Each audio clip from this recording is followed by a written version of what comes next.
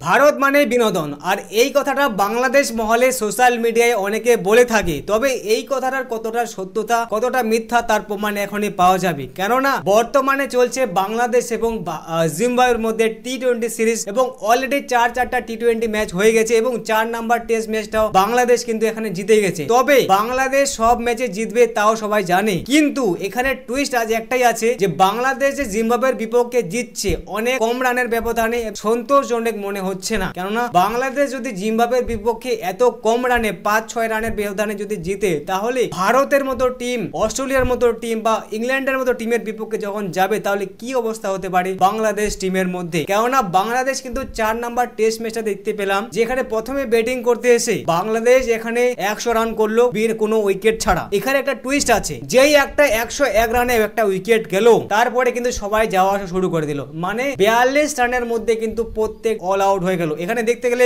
Shakib 0 run এবং এখানে Zakir Ali 0 run এবং যতগুলো প্লেয়ার আছে সবাই কিন্তু 5-6 রানের বেশি কেউ করতে পারেনি এবং সমস্ত প্লেয়ার আউট হওয়ার এখানে কিন্তু সবাই কিন্তু সমালোচনা করছে, কেননা এত রানের ব্যবধানে এখানে যেই একটা আউট হলো সব আউট হয়ে গেল এবং 20 ওভারও হয়নি, 19 ওভার 5 বলে কিন্তু মাত্র 143 রান করলো 10 উইকেটের বিনিময়ে। তাহলে বলুন এখানে কে বিনোদন দিচ্ছে, বাংলাদেশ না ভারত বিনোদন দিচ্ছে? অন্যদিকে জিম্বাবুয়ে যখন ব্যাটিং করতে আসলো এবং জিম্বাবুয়ে কিন্তু ভালো খেললো এবং 20 ওভার শেষে 138 রান করলো 10 উইকেটের বিনিময়ে, ভালো খেললো। মাত্র এখানে বাংলাদেশ মাত্র এখানে 5 রানের জয় পেল, মাত্র 5 রানের জয়। এত কম রানের ব্যবধানে যদি জয় জিম্বাবুয়ের মতো দেশের বিপক্ষে হয়, তাহলে অন্য দেশের বিপক্ষে খেলতে গেলে বাংলাদেশের কি অবস্থা হতে পারে? তাহলে বাংলাদেশ বেশি বিনোদন দিচ্ছে বা অন্যান্য কোনো দল বা ভারত বেশি বিনোদন দিচ্ছে, তার প্রমাণ এটাই পাওয়া যাচ্ছে।